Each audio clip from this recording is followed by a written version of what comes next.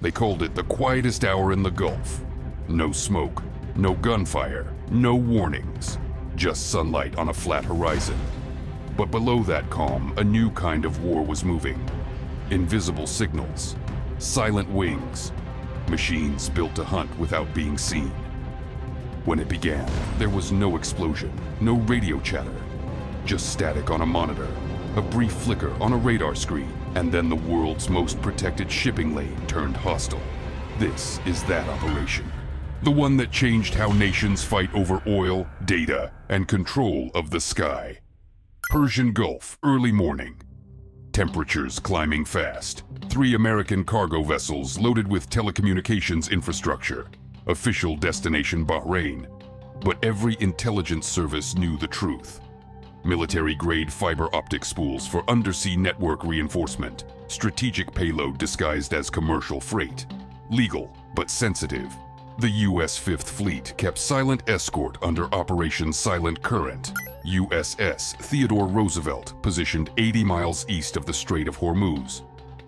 12 FA-18 Super Hornets on rotating patrol, 2 destroyers screening surface threats. Intelligence reported increased Iranian electronic warfare activity from Qeshm Island. Nothing unusual until 9:40 hours, when satellite feed detected an unmanned platform launch from the Iranian coast. The platform was new, codenamed Shadow M2.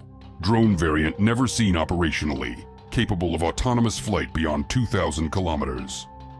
Internal payload unknown. Analysts believed surveillance, but its heading told another story. Direct vector toward the Roosevelt's patrol zone. Fleet operations logged it. Threat level, yellow. At 10:05 hours, E-2D Hawkeye radar from the carrier detected the drone skimming sea level. Radar cross-section almost non-existent. Air intercept ordered. 2 FA-18 from patrol call sign, Sabre flight vectored in.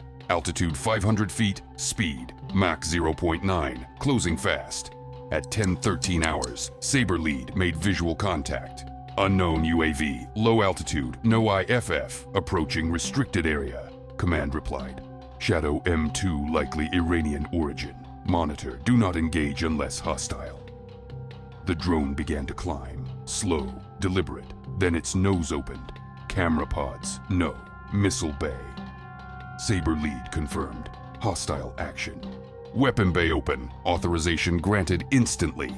Weapons free, neutralize target. 2 sidewinders fired, trails cut across the glare. First missile hit, secondary explosion.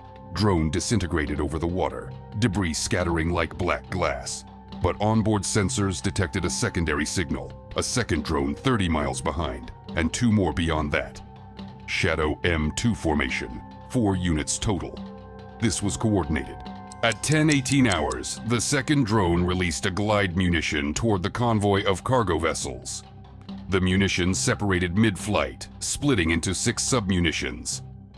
Each targeted communications arrays on the freighters. Precision, strike not to sink, but to blind. A new tactic, disable without lethal force, disrupt without firing on crew.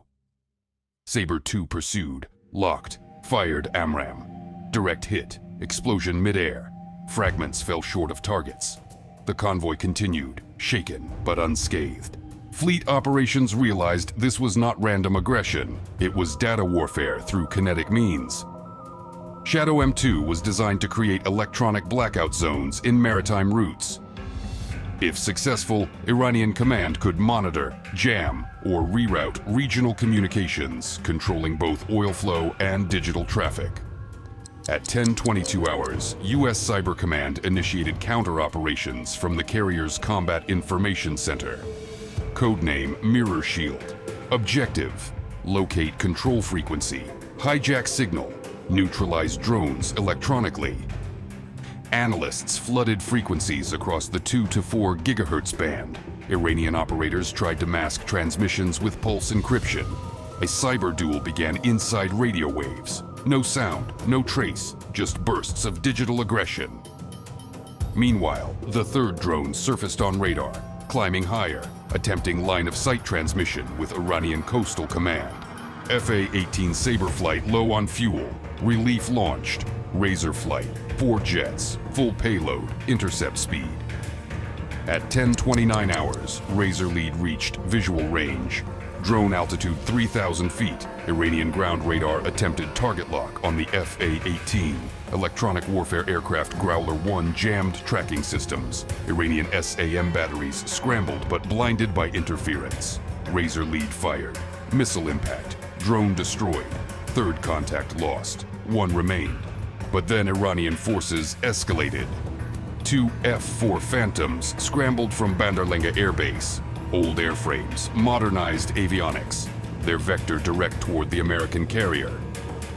Combat scenario changed from electronic interference to potential airstrike threat. Admiral Karen Soto, fleet commander, issued new standing order. No incursion tolerated. If they cross 30 nautical miles, engagement authorized. At 10:37 hours, Iranian F-4s crossed line. Radar lock detected. Growler 1 broadcast jamming signal. Phantom radar blinked off. 1 Iranian pilot, desperate, fired short-range missile at presumed contact. Missile missed, self-destructed over open sea. Razor flight pivoted, 2-on-2 engagement. First missile fired, missed. Second, perfect intercept. Iranian fighter vaporized. The second Phantom turned hard north, retreating, then launched flare bundles, diving toward coastline. U.S. command did not pursue. Mission focus remained on the remaining Shadow drone. Radar image faint, altitude fluctuating. Analysts suspected it was broadcasting data before termination. At 10:42 hours, a second alert. Satellite overpass detected high-altitude launch from Iran's inland facility near Shiraz. Estimated trajectory towards Central Gulf, same sector. Object speed Mach 2.5. Missile type unidentified. Alarm level red. Aegis systems on both destroyers activated. Missile interceptors armed. Analysts realized this was not an air-to-air threat, but an anti-ship missile disguised under test telemetry. Objective: force the carrier group to reveal defensive positions. Iranian strategy shifted from harassment to reconnaissance under combat conditions. They were mapping response times. Admiral Soto recognized the pattern. Bait, measure, record, withdraw. At 10:46 hours, the anti-ship missile entered defensive envelope. USS Dewey launched 2 SM-6 interceptors. Both connected. Missile destroyed at altitude. Debris burned out harmlessly, but command determined continued launches likely. To end pattern, operation escalated to active deterrence phase. Authorization came through direct from Central Command. Operation Iron Wave. Target: disable Iranian launch platforms and communication nodes responsible for Shadow drone network. Strike package prepared. 12 FA-18, 4 Growlers, 2 E-2D for coordination. Launch window: immediate. At 11:02 hours, carrier deck alive, engines screaming. Catapult 1 launch. Razor 2, Razor 3. Catapult 2, Viper flight. Objective grid: Keshem Island drone control site, Bandar Lenge radar array, and coastal relay near Minab, all confirmed by satellite. At 11:12 hours, formation entered Iranian radar coverage. Growlers jammed frequencies, radar icons flickered, vanished. Ground crews below scrambled, unaware their location already triangulated. At 11:14 hours, first strike. 2 AGM-88 anti-radar missiles launched, streaks across the sky. Iranian fire control radars gone. Second wave, AGM-154 glide bombs on drone hangars, 6 impacts. Fireball rose 400 feet. Secondary explosions followed.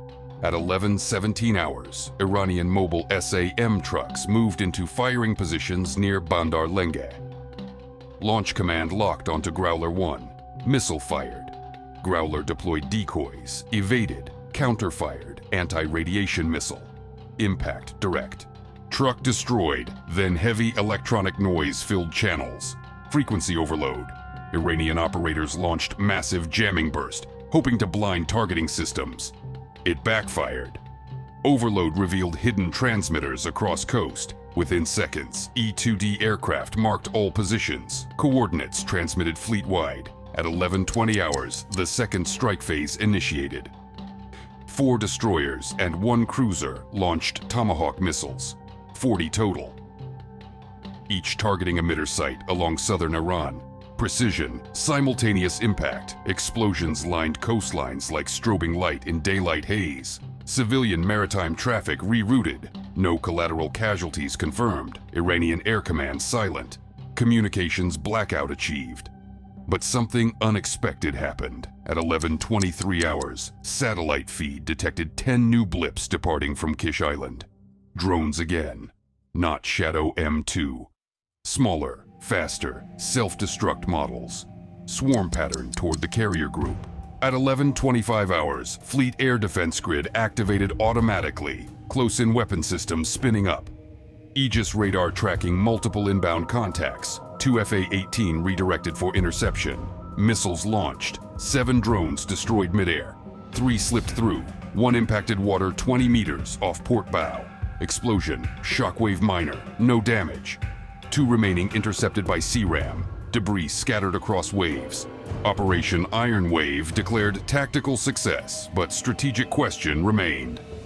Iran had used coordinated drones, electronic attack, and missile feints to test U.S. defense response time. A rehearsal disguised as provocation. At 11:32 hours, Admiral Soto convened immediate assessment. "They are calibrating us," she said, "testing our timing, not our strength." Central Command concurred. Orders extended. 3rd strike phase. Suppress any launch infrastructure capable of repeating test. At 11:40 hours, B-1B bombers en route from Diego Garcia received updated tasking. Target package, Shiraz Launch Control, Esfahan Electronics Plant, Manab Relay Hub. 48 JASSM, Extended Range Missiles prepared. Launch time 11:52 hours. At 11:52 hours, missiles released.